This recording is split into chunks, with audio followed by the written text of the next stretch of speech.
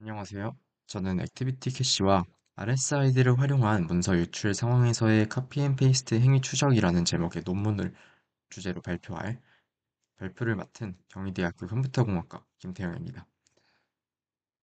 먼저 저희의 목차를 설명드리자면 연구 배경 및 목적, 주요 RSID 분석, 주요 액티비티 캐시.db의 분석, 실험 과정, 결론 및 한계점 순서로 발표를 진행하도록 하겠습니다. 먼저 배경입니다.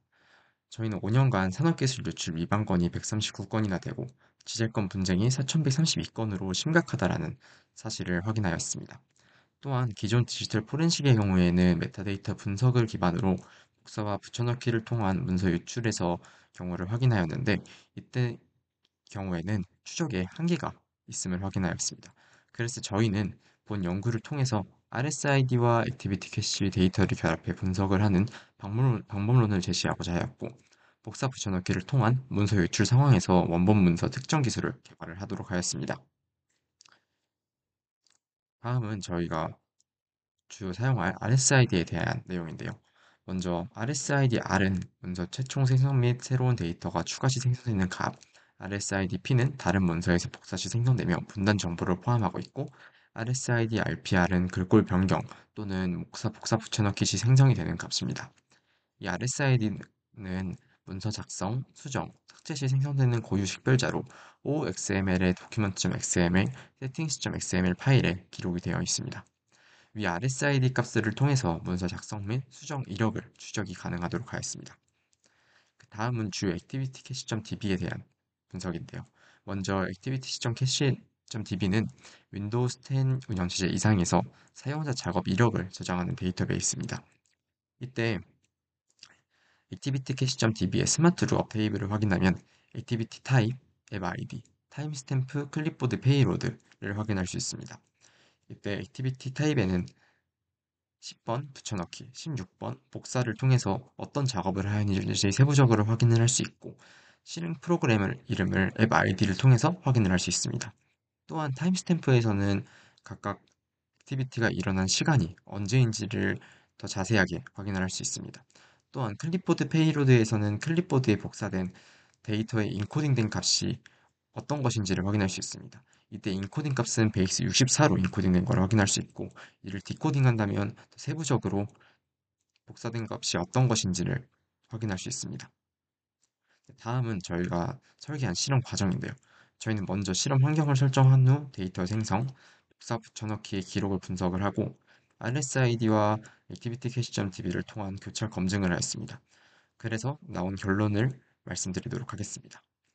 먼저 저희는 RSID를 활용하여 문서의 작성, 수정, 복사 작업 시 원본 문서와 사본 문서를 비교를 하여서 작업의 흐름을 분석하였습니다.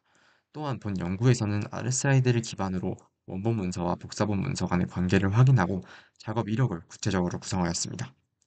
폴라리스 오피스 프로그램에서 원본 문서를 생성한 후 원본 내용을 복사하여 복사본 문서.doc스 파일에 복사 붙여넣기 후 저장을 하였습니다.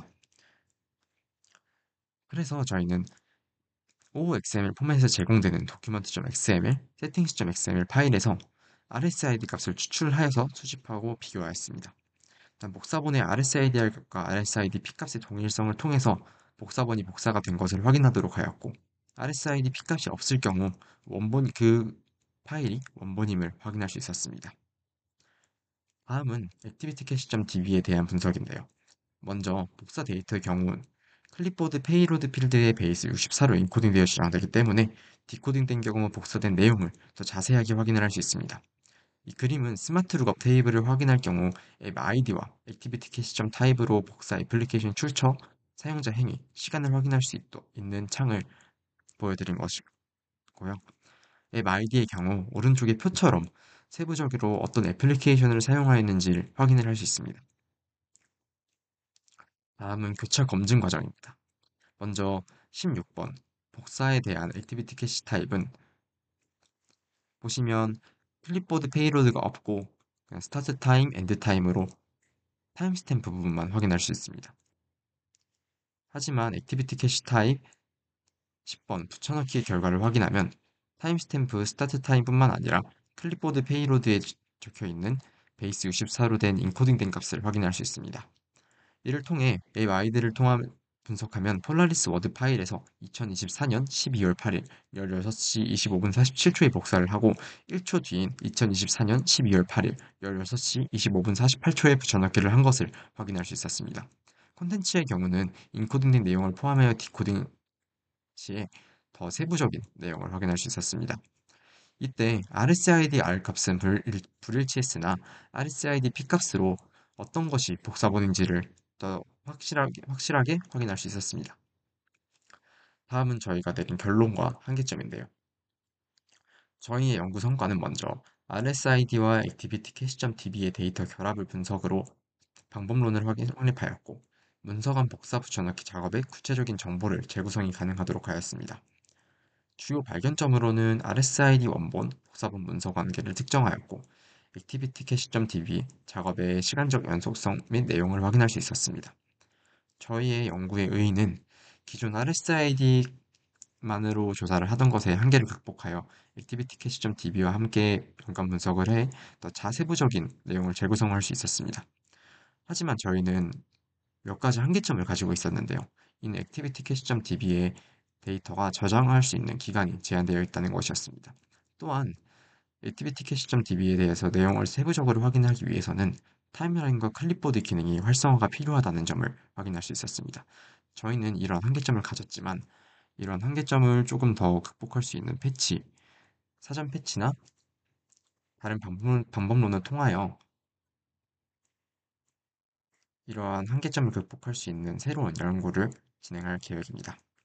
네, 지금까지 발표를 맡은 김태형이었습니다. 감사합니다.